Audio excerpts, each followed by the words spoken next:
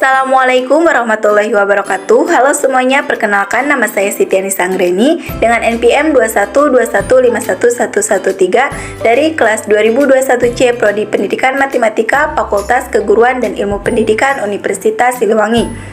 Video ini dibuat untuk memenuhi tugas ujian tengah semester mata kuliah Teori Bilangan dengan dosen pengampu Bapak Dedi Nurjamil, Dr. Andes, Magister Pendidikan. Baik, di video kali ini saya akan membahas mengenai soal UTS Teori Bilangan. Untuk soal yang pertama, yaitu tuliskanlah 67.895 ke dalam sistem lambang bilangan Babilonia dan lambang bilangan Maya. Penyelesaian, yang pertama kita akan mengubah ke dalam sistem lambang bilangan Babilonia terlebih dahulu. Nah, untuk lambang bilangan Babilonia angka 1 yaitu seperti segitiga ke bawah. Kemudian untuk angka 10 itu seperti segitiga ke arah kiri. Nah, kemudian untuk lambang pengurangan sendiri yaitu segitiga ke bawah dan segitiga ke kanan. Seperti ini ya. Nah, dalam lambang bilangan Babilonia itu dasarnya sampai bilangan ke-60. Jadi, jika ada bilangan yang lebih dari 60, maka cara penyelesaiannya itu menggunakan bilangan dasar 60. Nah, dengan cirinya itu dilambangkan dengan cekungan seperti ini. Nah, contoh misalkan di sini ada 62. Ini kan lebih ya dari 60. Maka penyelesaiannya kita gunakan bilangan dasar 60. Sehingga sama dengan 1 dikali 60 pangkat 1 ditambah 2. Maka simbol atau lambang bilangan Babilonianya yaitu 1. Berarti kan segitiga ke bawah. Kemudian 60 pangkat 1. Karena ininya pangkat 1 berarti cekungannya 1. Kemudian atau selang, tanda selangnya itu 1. Kemudian 2, berarti segitiganya itu segitiga ke bawah 2, 1, 2. Jadi simbol lambang Babilonia dari 62 itu seperti ini. Ya, seperti ini. Maka lambang bilangan Babilonia dari bilangan 67.895 gimana? Nah, kita cari dulu. Karena ini lebih dari 60, berarti kita gunakan bilangan dasar 60. Nah, di sini sama dengan 18 dikali 60 pangkat 2.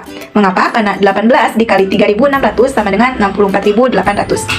Nah, 64.800 ini hampir mendekati 67.895. Sisanya 3.095. Maka kita cari 3.095 sama dengan 51 dikali 60 pangkat 1. 51 dikali 60 sama dengan 3.060.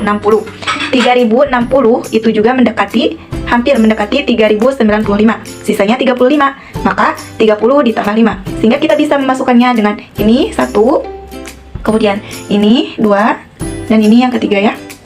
Maka 67.895 sama dengan 18 dikali 60 pangkat 2 ditambah 51 dikali 60 pangkat 1 ditambah 30 ditambah 5. Nah, maka lambang bilangan Babilonianya yaitu di sini kan 18 berarti 10 sama 8 ya. Maka lambang itu 10-nya 1, 8 berarti satunya itu 8. 1, 2, 3, 4, 5, 6, 7, 8. Kemudian di sini 60-nya itu ada 2, berarti tanda selangnya juga 2. Kemudian ini 51.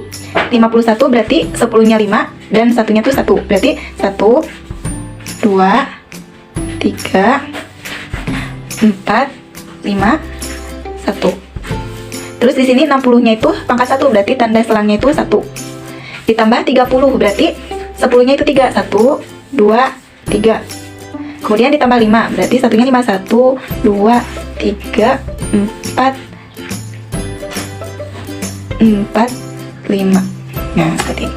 Jadi, lambang bilangan Babilonia dari bilangan 67.895 itu seperti ini. Ya. Kemudian, atau bisa juga dengan 18-nya itu dirubah. Misalkan, jadi 20 dikurang 2 dikali 60 pangkat 2 ditambah 51 dikali 60 pangkat 1 ditambah 30 ditambah 5. 20 berarti tanda 10-nya itu 2, lambangnya itu seperti ini. Kemudian dikurang 2 berarti tanda pengurangan itu kan segitiga ke bawah sama segitiga ke kanan. Kemudian 2 berarti seperti ini. Kemudian 60-nya ada 2 berarti tanda selangnya 2. Kemudian 51 berarti 1, 2, 3, 4, 5, 1. 60-nya pangkat 1 berarti selangnya 1. Berarti ini tambah 30, 1, 2, 3, 5, 1, maaf, 1, 2, 3, 4, 5. Jadi lambang bilangannya itu seperti ini.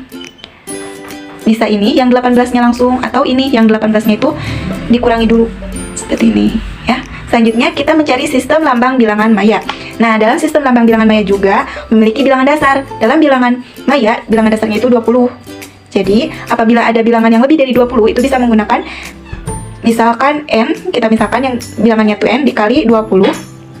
Atau misalkan ini tuh 20-nya kebanyakan, atau bisa juga menggunakan yang 18 dikali 20 pangkat 2 atau 18 dikali 20 pangkat 1 dan seterusnya.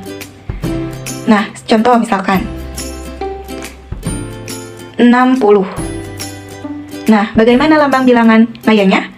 60 lebih dari 20 kan? Maka kita bisa menggunakan 3 dikali 20 ditambah 0. Maka untuk bilangan mayanya atau simbolnya itu kita gunakan yang 3 sama yang 0-nya aja. Nah, untuk lambang bilangan maya itu seperti ini. Nah, untuk 0 seperti ini, 1.1, 2.2, 3.3, 4.4, 5 garis 1, 6 garis 1.1, 7 garis 1.2, 8 garis 1.3, 9 garis 1.4, 10 garis 2, 11 garis 2.1, 12 garis 2.2, 13 garis 2.3, 14 garis 2.4, 15 garis 3, 16 garis 3.1, 17 garis 3.2, 18 garis 3.3, 19 garis 3.4.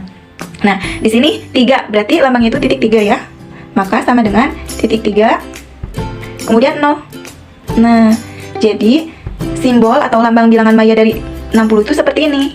Nah, terus apabila lambang dari bilangan 67.895 bagaimana? Nah, kita cari dulu. Karena ini tuh lebih dari 20, supaya lebih gampang kita gunakan yang ini, yang 18 dikali 20 pangkat. Nah, yang pertama kita kali dulu 9 dikali 18 dikali 20 pangkat 2 sama dengan 9 dikali 18 dikali 400.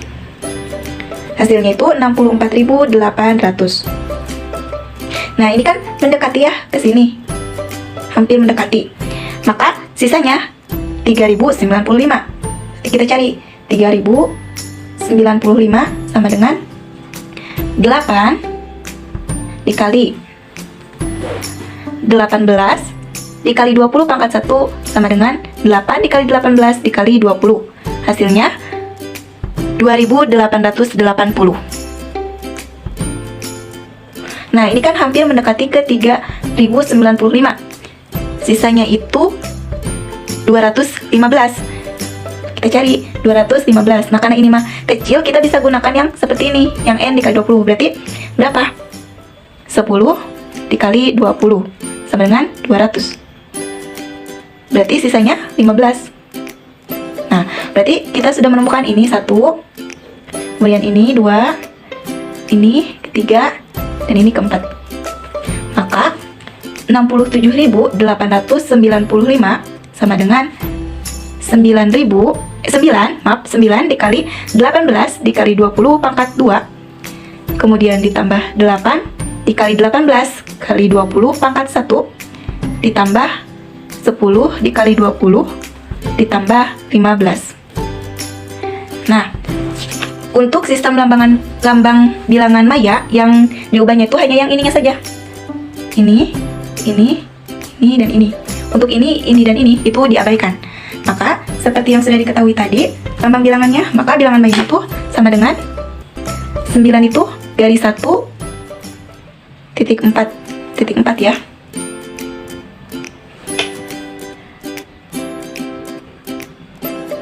Kemudian 8, kemudian 10, kemudian 15. Ini 15, ini 10, ini 8, dan ini 9. Jadi seperti ini. Jadi, lambang bilangan maya dari bilangan 67.895 itu seperti ini. Baik, selanjutnya nomor 2 yaitu tuliskan bilangan kompleks Z sama dengan akar 6 dikurang I akar 2 dalam bentuk polar dan Euler. Jawab. Yang pertama, kita tuliskan dulu segitiga atau gambarkan dulu segitiganya. Nah, kita lihat X-nya itu kan akar 6, Y-nya itu akar 2, negatif akar 2, maka akar 6 negatif akar 2. Sehingga kita peroleh titik potongnya atau A sama dengan akar 6, negatif akar 2 dan negatif akar 2. Sehingga X sama dengan akar 6 dan Y sama dengan negatif akar 2. Nah, kita kan akan mencari nilai sin alfa, atau ya, kita akan mencari nilai sin alfa. Nah, untuk sin itu kan sin demi depan sudut dibagi sisi miring. Sedangkan ini sisi miringnya itu masih belum ada, masih ditanyakan. Maka kita cari dengan menggunakan rumus Pitagoras. Kita lambangkan sisi miringnya itu R. Maka R sama dengan akar X kuadrat ditambah Y kuadrat. Nah, X-nya itu akar 6, berarti akar 6 pangkat 2 ditambah negatif akar 2 pangkat 2 sama dengan akar 6 dikali akar 6 itu 6 ditambah negatif akar 2 dikali negatif akar 2 itu 2. 6 ditambah 2 itu sama dengan akar 8. Akar 8 itu sama dengan akar 4 dikali 2. Akar 4 itu kan 2, maka sama dengan 2 akar 2. Jadi R-nya itu 2 akar 2.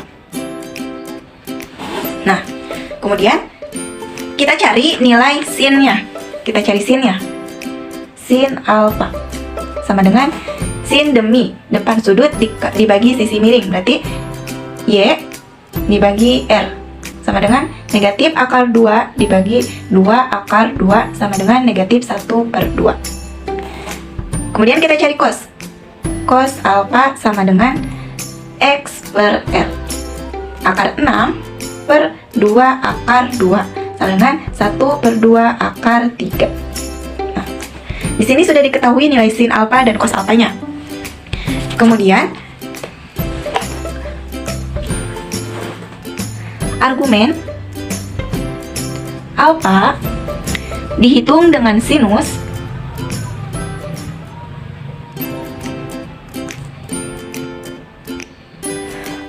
sin alfanya itu tadi berapa? Setengah ya, 1/2 sin alfa. Nah, di mana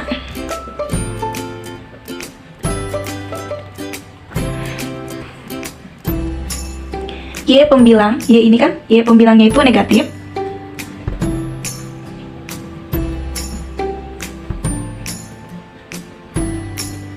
koma, dan R sebagai penyebut positif.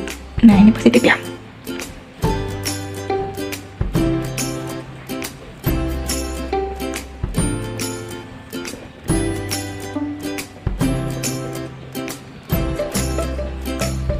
Artinya nilai alfa itu berada di kuadran 4.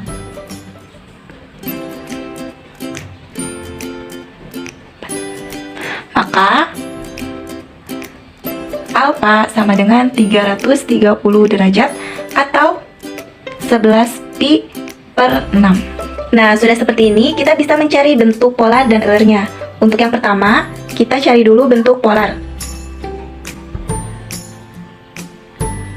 Nah, untuk bentuk polar ini rumusnya yaitu R dikali cos alfa ditambah I sin alfa. Maka sama dengan R-nya tadi kita ketahui 2 akar 2. 2 akar 2 dikali cos 1/2 akar 3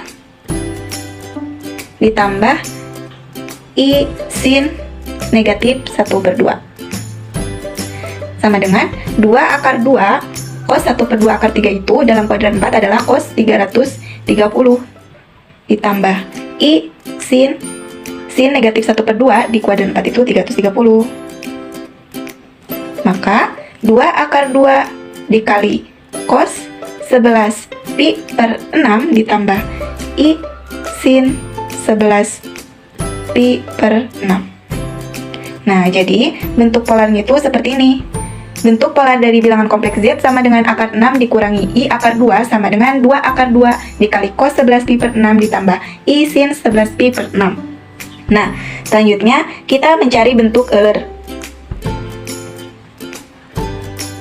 Nah, untuk bentuk Euler, kan Z-nya itu sama dengan akar 6 dikurang I akar 2 itu sama dengan R sama dengan X ditambah Y. Maka E pangkat Z sama dengan E pangkat X ditambah Y dikali I, atau sama dengan E pangkat X dikali dikali E pangkat YI. Seperti itu. Dan E pangkat I kali Q sama dengan cos theta dikurang I sin theta. Maka E pangkat Z sama dengan E akar 6 ditambah E pangkat akar 6 ditambah negatif akar 2I sama dengan E pangkat akar 6 dikali E pangkat negatif akar 2I. Nah, kemudian E pangkat 6-nya itu kita rubah menjadi E pangkat X. Dan E pangkat negatif akar 2 kali ini itu kita rubah menjadi cos alpha ditambah I sin alpha. Nah, kemudian kita masukkan cos alpha-nya seperti yang sudah diketahui ini, 11 pi per 6. Maka sama dengan E pangkat X sama dengan E dikali cos 11 pi per 6 ditambah I sin 11 pi per 6. Nah, jadi bentuk Euler-nya itu seperti ini. Bentuk Euler dari bilangan kompleks Z sama dengan akar 6 dikurang I akar 2 itu sama dengan E pangkat X dikali cos 11 pi per 6 ditambah I sin 11 pi per 6. Baik, soal selanjutnya nomor 3 yaitu misalkan operasi tambah dan kali dalam sistem bilangan real didefinisikan sebagai berikut. A ditambah B sama dengan A ditambah 2B dikurang 5 dan A dikali B sama dengan 2A ditambah B dikurang AB. Apakah setiap unsur di R masing-masing mempunyai inverse operasi tambah dan kali? Penyelesaian. Ingat ya, untuk mencari inverse kita harus tahu dulu identitasnya. Nah, untuk rumus identitas yaitu A operasi identitas sama dengan A. Dan untuk rumus inverse yaitu A operasi inverse sama dengan identitas. Nah, yang pertama kita akan mencari dulu inverse dari A ditambah B sama dengan A ditambah 2B dikurang 5. Ingat, untuk mencari inverse kita harus tahu dulu identitasnya, nilai dari identitasnya. Maka, kita cari dulu identitasnya. Misalkan P itu sebagai identitas. Maka, A operasi identitas sama dengan A, berarti A ditambah P sama dengan A. Kemudian, kita masukkan yang ini ke sini, tapi B-nya itu kita ganti dengan P. Maka, A ditambah 2P dikurang 5 sama dengan A. Kemudian, yang A dan negatif 5-nya ini kita pindah luaskan ke kanan. Maka, 2P sama dengan A dikurang A ditambah 5. Sehingga 2P sama dengan 5. Karena A dikurang A itu habis. Maka, P sama dengan 5 per 2. Jadi, identitasnya itu 5 per 2. Nah, kemudian, setelah ini, baru kita bisa menentukan inverse-nya. Maka, inverse-nya itu kan A operasi inverse sama dengan identitas. Inverse. Kita misalkan I-nya itu inverse. Maka A ditambah I sama dengan P. Nah, ini kita masukkan ke sini, tapi B-nya kita ganti dengan I. Maka A ditambah 2I dikurang 5 sama dengan P. P-nya itu 5 per 2 atau identitas ya. 5 per 2. Maka kita pindah luaskan yang A sama negatif 5-nya ke sebelah kanan. Maka 2I sama dengan 5 per 2 dikurang A ditambah 5. Kemudian kita selesaikan dulu yang ini, kita samakan dulu penyebutnya yaitu dengan 2, maka 2I sama dengan 5 dikurang 2A ditambah 10 per 2. Kemudian kita jumlahkan 2I sama dengan 5 ditambah 10, 15 dikurang 2A per 2. Kemudian I sama dengan 15 dikurang 2A dibagi 2 per 2, karena yang ini pindah luas ke sini. Maka I sama dengan 15 kurang 2A per 2 dikali 1 per 2. I sama dengan 15 kurang 2A per 4. Nah, jadi inverse dari A ditambah B sama dengan A ditambah 2B kurang 5 itu adalah 15 dikurangi 2A per 4. Nah, selanjutnya kita akan mencari nilai inverse dari A dikali B sama dengan 2A ditambah B dikurang AB. Nah, untuk langkah-langkahnya sama seperti yang tadi, kita tentukan dulu dari nilai identitasnya. Maka kita cari dulu identitasnya, kita misalkan Q-nya itu identitas. Nah, sesuai rumus yang tadi bahwa A operasi identitas sama dengan A. Di sini operasinya itu kali dan identitasnya Q. Maka A dikali Q sama dengan A. Kemudian ini kita masukkan tapi B-nya kita ganti dengan Q. Maka A 2A ditambah Q dikurang A Aki sama dengan A. Nah, kemudian yang 2A-nya itu kita pindah luaskan ke sebelah kanan, maka menjadi Ki dikurang Aki sama dengan A dikurang 2A. Kemudian kita sederhanakan, yang ini menjadi Ki dikali 1 dikurang A sama dengan negatif A. Maka Ki sama dengan negatif A per 1 dikurang A. Ki sama dengan A per A kurang 1. Jadi identitasnya itu ini, Ki sama dengan A per A kurang 1. Kemudian kita cari inverse. Kita misalkan I-nya itu sama dengan inverse. Nah, kan sesuai rumus yang tadi, inverse itu A, operasi inverse sama dengan identitas. Berarti di sini operasinya kali, inverse-nya I dan identitasnya Ki, maka A dikali I sama dengan Ki. Kemudian kita masukkan ini, tapi B-nya kita ganti dengan I, menjadi 2A ditambah I dikurang AI sama dengan identitasnya ini, A per A kurang 1. Kemudian yang 2A-nya ini kita pindah luaskan ke sebelah kanan menjadi I dikurang AI sama dengan A per A kurang 1 dikurang 2A. Kemudian kita sederhanakan, yang ini menjadi I dikali 1 dikurang A sama dengan, kemudian yang ini kita samakan dulu penyebutnya menjadi A dikurang 2A dikali A kurang 1 dibagi A kurang 1. Nah, kemudian yang ini kita tuliskan kembali, yaitu I 1 dikurang A sama dengan, kita jumlahkan dulu yang ini, A negatif 2A dikali A itu negatif 2A kuadrat. Kemudian negatif 2A dikali negatif 1 itu positif 2A per A kurang 1. Nah, kemudian setelah itu kita jumlahkan lagi, ini tulis kembali I 1 dikurang A sama dengan negatif 2A kuadrat, A ditambah 2A itu 3A per A kurang 1. Nah, kemudian I-nya itu sama dengan negatif 2A pangkat 2 ditambah 3A per A kurang 1 dibagi 1 dikurang A. Nah, ini kemudian I sama dengan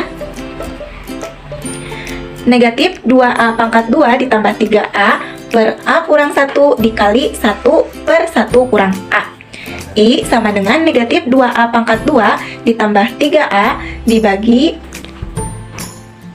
A kurang 1 dikali negatif A dikurang 1. Nah, maka I sama dengan negatif 2A pangkat 2 ditambah 3A per A kurang 1 negatif dikali A kurang 1 pangkat 2. Nah, kemudian yang ini kita sederhanakan menjadi I sama dengan negatif 2A pangkat 2 ditambah 3A per negatif A kurang 1 pangkat 2. Ini negatifnya kita akan hilang, maka menjadi I sama dengan 2A pangkat 2 ditambah 3A per A kurang 1 dipangkatkan 2. Nah, jadi inverse dari A dikali B sama dengan 2A ditambah B kurang AB itu adalah 2A pangkat 2 ditambah 3A dibagi A kurang 1 pangkat 2. Nah, jadi unsur dari R, unsur di bilangan real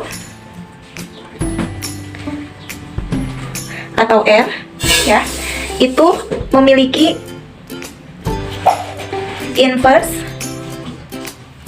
operasi tambah dan kali. Jadi setiap unsur di R itu memiliki inverse di operasi tambah dan kali.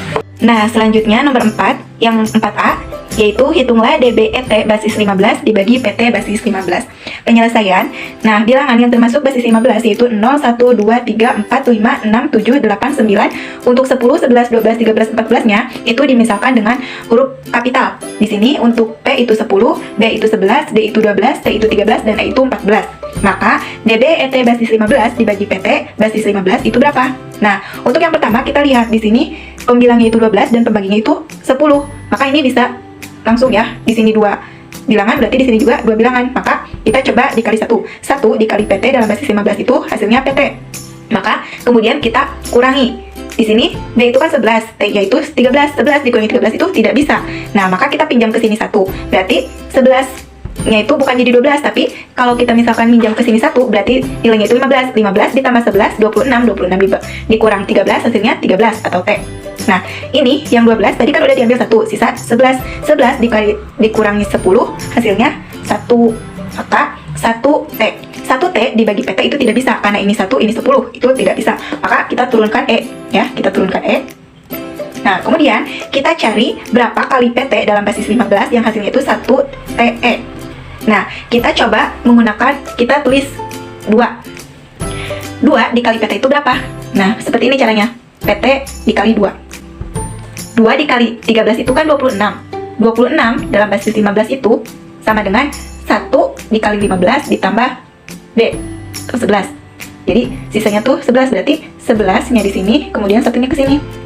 E dikali 2 itu 20, 20 ditambah 1, 21, 21 dalam basis 15 itu 1, sisa 6, berarti 16B. Jadi PT dikali 2 dalam basis 15 itu 16B, 16B. Kemudian kita kurangi, 14 dikurangi 11 itu hasilnya 3. Kemudian 13 dikurangi 6 itu hasilnya 7. Nah, 7 3 dibagi PT itu tidak bisa, karena ini 7, ini 10. Maka kita turunkan T-nya, sehingga 7 3T. Kita cari berapa kali PT dalam basis 15 yang menghasilkan 7 3T. Nah, kita tulis di sini 10 P ya, 10. Kita lihat, PT dikali P sama dengan berapa? Nah, 13 dikali 10 itu hasilnya 130. 130 dalam basis 15 itu adalah 8, sisa 10. Maka P-nya tulis di sini, 8-nya di sini. P kali P itu 100, 100 tambah 8, 108. 108 dalam basis 15 itu adalah 7, sisa 3. Maka kita tulis 7 3P. Jadi PT dikali P dalam basis 15 itu hasilnya 7 3P. Kita tulis di sini 7 3P. Kemudian dikurangi 13 dikurangi 10 itu 3. Dan yang ini habis ya. 3 dibagi PT itu udah gak bisa banget. Kemudian kita tambahkan 0 di sini, kemudian di sini kita tambahkan koma. 30 dibagi PT juga belum bisa. Maka kita tambahkan lagi 0 di sini dan di sini juga kita tambahkan 0.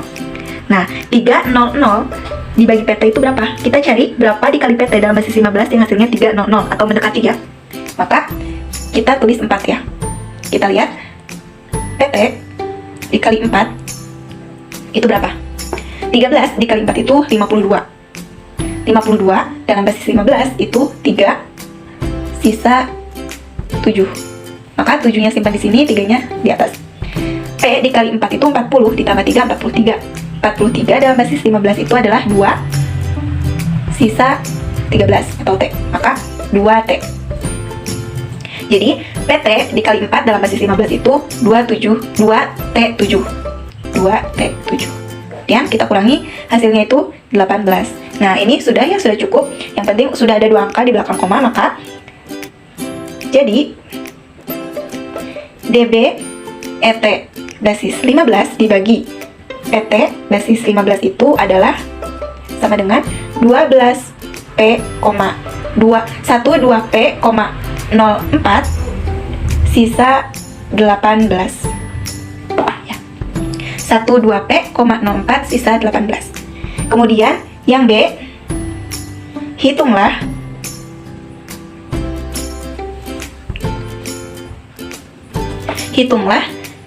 TP DB 9 basis 14 dibagi B35 basis 14. Penyelesaian titik 2. Nah, bilangan yang termasuk basis 14 yaitu 0, 1, 2, 3, 4, 5, 6, 7, 8, 9. Seperti yang tadi, P-nya itu 10, B-nya itu 11, D-nya itu 12, dan T-nya itu 13.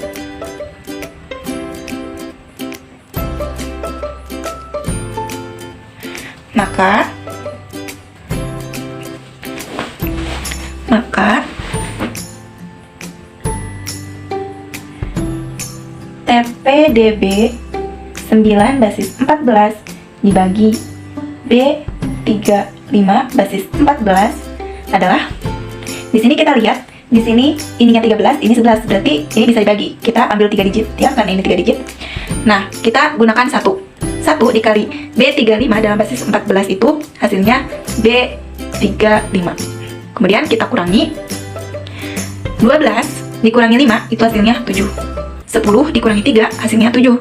13 dikurangi 11 hasilnya 2. Nah, kemudian 277 dibagi B35 itu tidak bisa. Maka kita turunkan B-nya. Kemudian kita cari berapa kali B35 dalam basis 14 yang menghasilkan 277B atau mendekati. Nah, kita gunakan 3 ya.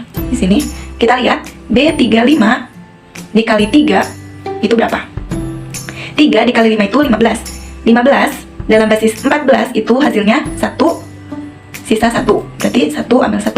3 dikali 3 itu 9. 9 ditambah 1, 10. 10 itu P. Berarti tinggal langsung saja tulis P. Kemudian 11 dikali 3 itu 33. 33 dalam basis 14 itu 2, sisa 5. Maka 25P1. Jadi 3 dikali B35 dalam basis 14 itu hasilnya 25P1.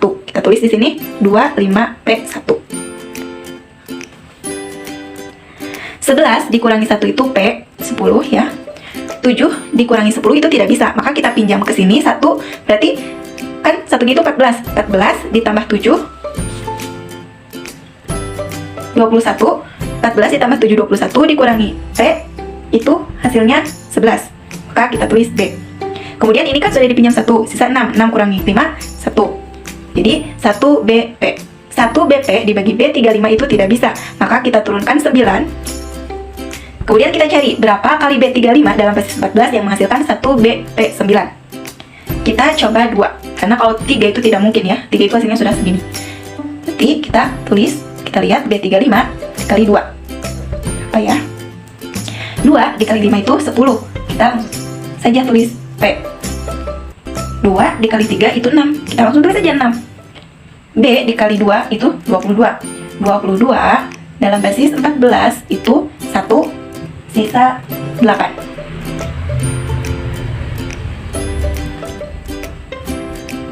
Maka di sini langsung tulis 18. Jadi 2 dikali B35 dalam basis 14 itu adalah 186P. Kemudian kita tulis di sini 186P. Kemudian kita kurangi 9 dikurangi P itu gak bisa. Berarti kita pinjam 1 ke sini, maka 14 dikurangi 9 itu hasilnya 14 ditambah 9 adalah 23. 23 dikurangi P itu hasilnya 13. Maka kita tulis T. Nah, ini sisa 9. 9 kurangi 6, 3. Kemudian 11 dikurangi 8, 3.